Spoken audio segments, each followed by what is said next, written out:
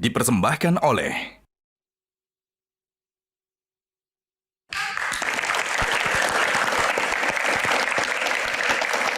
Ya, masih seputar legenda bulu tangkis Indonesia Taufik Hidayat. Di segmen kedua ini kita masih akan bahas seputar Taufik Hidayat yang tadi sudah ada cerita ya tentang dulu Mas Taufik memang sempat ada dinamika dengan PBSI tapi akhirnya kembali lagi untuk memperkuat skuad nasional kita. Apa yang terjadi coach sebenarnya pada saat itu?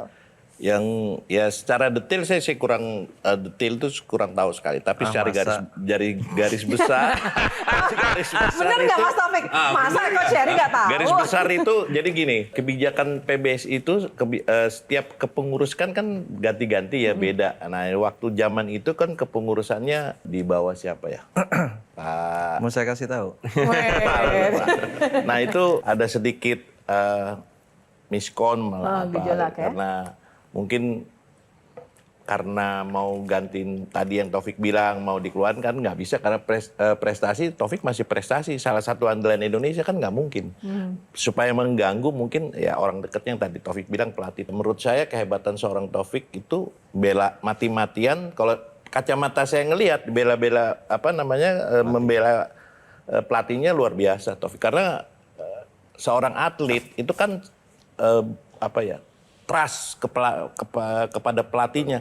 Kalau pelatihnya umpamanya dikeluarin atau digeser, pasti dia kan keganggu. Terus Mas Taufik, siapa sih yang paling berperan yang menjadikan Taufik Hidayat itu menjadi legenda bulu tangkis yang luar biasa dengan banyak prestasi pada saat itu? Yang paling berperan yang bisa saya di bulu tangkis orang tua saya.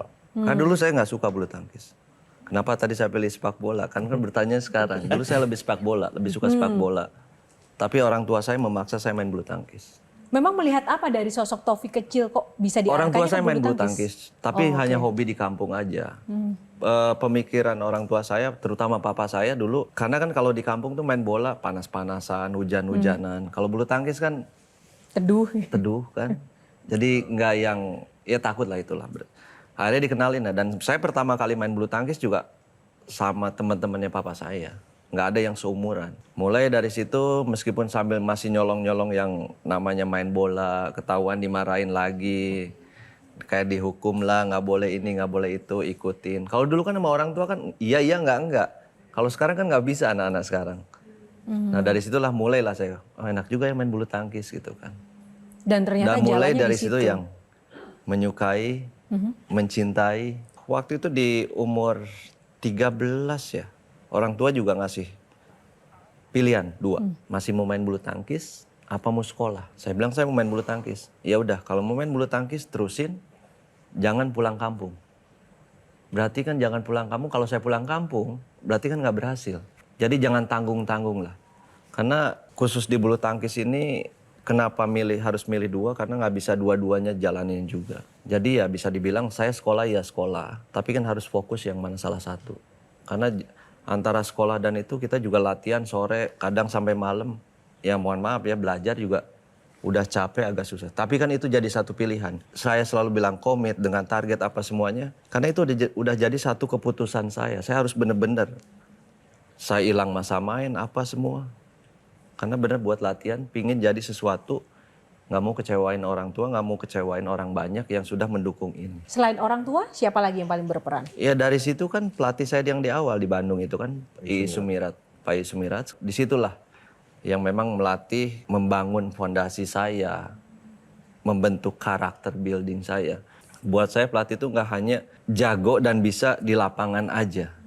Tapi di luar juga pelatih itu harus bisa membaca karakter anak-anak ini. Karena buat saya pelatih itu bisa jadi pelatih, jadi orang tua, bisa jadi teman, buat curhat, buat sahabat, buat ngobrol apa aja bisa gitu loh. Jangan sampai juga buat saya takut sama pelatih, tapi respect sama buat saya itu waktu itu karena jauh dari orang tua kan. Saya kelas 1 SMP saya udah kos sendiri. Jadi ya pegangan saya pelatih itu. Soal orang tua, sekarang lagi rame-ramenya judi online. Apa bedanya nyuruh anak milih profesi yang belum jelas masa depannya dengan berjudi? Apa bedanya? Itu judi banget. Karena bayangan saya sekian ribu orang, belum hanya satu. Dan kalaupun berprestasi, kalau masih belum nasional, bisa aja sebuah perusahaan rokok atau nggak suka kan, terus diambil ke situ. Itu kan Itu loh maksud saya, itu kan judi banget. Taruhan. Yang dikorbankan besar ya kan? Iya. Pendidikan. Enggak sekolah loh terus, sekolahnya nggak beres apa enggak. Nggak. Apa bedanya judi sama itu? Iya sangat gambling banget waktu itu. Cuman kan tiap orang beda-beda lah. Nggak gampang untuk memutuskan itu juga buat saya. Makanya tadi saya bilang kan dengan anak-anak sekarang kan belum tentu. Kalau dulu kan orang tua pilihan apa, ngasih izin tuh jangan boleh, enggak. Kalau sekarang kan anak dengan dilarang kayak pasir kan. Daripada bohong, nyolong-nyolong. Nah dulu saya juga kalau dipikir lagi saya ngelihat latihan, kok bisa ya saya dulu latihan seperti ini? Kok bisa saya jalanin seperti ini? Kadang saya juga nggak percaya gitu loh, kok bisa? Tapi balik lagi ke awal, dengan saya tekun latihan, saya urut satu. Musuh paling berat ya diri sendiri. Melakukan sesuatu kalau yang kepaksa itu kan hasilnya nggak akan maksimal. Jadi apa yang saya lakuin tentang kepelatihan, tentang pertandingan tuh harus benar-benar gitu. Buat saya itu jadi ya udah saya cuma mau latihan, mau berprestasi, mau jadi seseorang. Nah gimana caranya? Ya ini berproses. Saya mau ngikutin proses itu. Karena untuk jadi atlet itu, untuk jadi seorang juara itu nggak ada yang instan. Sekarang gimana nih? Waktu sepenuhnya saya serahkan kepada Baik hadirin yang saya muliakan. Sebenarnya beliau ini bisa dibilang media darling juga ya. Karena komentar-komentarnya yang memang belak-belakan, yang kritis gitu. Sehingga apapun yang disampaikan oleh beliau ini pasti menjadi satu muatan berita yang seru gitu loh untuk media. Melihat dari pindah panggung ini berarti kan biasanya gitu orang yang akhirnya sering berbicara belak-belakan, nanti harapannya dari masyarakat juga apakah akan tetap sama ketika sekarang juga menjadi bagian dari pemerintah yang pertama, kedua bagian dari organisasi yang juga dulu seperti ada cerita-cerita tadi gitu loh. Sehingga kemudian masyarakat juga sangat mendukung apa yang sering disampaikan oleh beliau sehingga beliau bisa merubah apa yang dulu sempat ramai juga yang Pak Wamen sampaikan waktu di salah satu podcast kan, waktu keadaan di Kemenpora. Terus kemudian juga keadaan di PBSI. Nah sekarang beliau ada di dalam keduanya gitu loh. Kira-kira apakah Pak Wamen dan juga Pak Waketum PBSI ini akan siap untuk akhirnya mendapatkan harapan sebegitu besar. Valen ngomongnya udah. Ya, Ini problem di Indonesia itu begitu seseorang punya jabatan kita jangan tetap akrab dong. sebenarnya tadi kita sampai jam 12 masih bareng-bareng. Berubah aja gitu ngomongnya. Dan ya apakah siap untuk kemudian masyarakat mana nih yang waktu itu Taufik yang tadi yang dulu gitu loh. Apakah akan tetap sama? Tapi sebelum dijawab itu kan tadi ada di video tuh yang dipanggil pakai batik terus gitu kan. Saya pengen tahu waktu itu tuh apa yang disampaikan Pak Prabowo untuk Pak Wamen sehingga Pak Wamen pun akhirnya mengiyakan mengemban tanggung jawab ini gitu. Ngobrolnya santai apa ngobrolnya formal apa perintah apa dikasih pilihan itu kita pengen tahu tuh apa waktu itu Pak Ada dua Prabowo. pertanyaan. Yang satu, apa yang disampaikan Pak Presiden itu bahwa dengan saya background olahraga dan di sini sudah ada Pak Menterinya, memang beliau sebelum kabinet Merah Putih ini juga, Mas Dito juga sudah di situ juga. Gimana caranya Olimpik 2028 itu prestasi kita dapat medali bisa lebih bagus lagi dari 2024 ini. Gimana prakteknya? Kamulah yang tahu gitu kan. Maksudnya saya. Insya Allah mudah-mudahan di sini saya bisa kolaborasi dengan Pak Menteri saya, Mas Dito, dengan yang lain itu. Yang kedua, apakah saya akan seperti dulu dengan di luar saya dengan vulgar, bicara dengan kritis? Gini loh, yang pertama di Kemenpora, iya, sesuai, apalagi kan Bapak Presiden juga selalu menyampaikan bahwa kita harus satu kapal, satu koridor, dan saya sudah di situ udah mapping juga. Sudah petain juga, ayo kita sama-sama untuk lebih baik lagi ke depannya. Tapi kata beliau barusan, Taufik juga ngomongnya udah mulai mikir kan. Enggak, sekarang gini, saya kan ada di dalam situ. Itu kan udah jadi satu bagian keluarga. Nggak mungkin juga kan, misalkan ada yang saya keluarin, misalkan ada yang saya marahin, terus di-announce, keluar kan nggak mungkin juga. Oke. Sama kan, kalau dulu kan kita bebas berbicara aja. Tapi di dalam saya bebas berbicara, cuman kan nggak mungkin.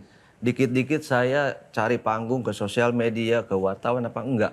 Yang penting kan kerja saya bisa lebih baik lagi ke depannya seperti apa. Di bulu tangkis juga ini sama, mau pelatih, mau pengurus apa, sesuai aturan semua. Nah sekarang kenapa saya berbicara seperti itu, arahan Presiden tetap satu komando ke depan, kalau memang nggak bisa ya tinggalin aja.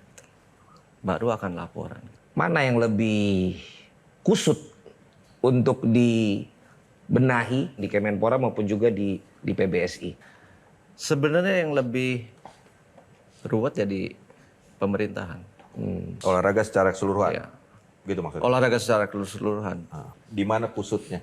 Olahraga secara keseluruhan di Indonesia. Iya, kalau saya ngelihat kan kayak kita punya anggaran apa semua tuh kayak belum tepat sasaran untuk ke atletnya, tentang programnya, ke depan seperti apa. Saya ngelihat juga kayak masih apa ya, nggak tahu ya, kayak copy paste dari tahun ke tahun ya begitu aja. Nggak ada yang signifikan. Kalau di PBSI kan kita bisa punya kuasa penuh ya sudah.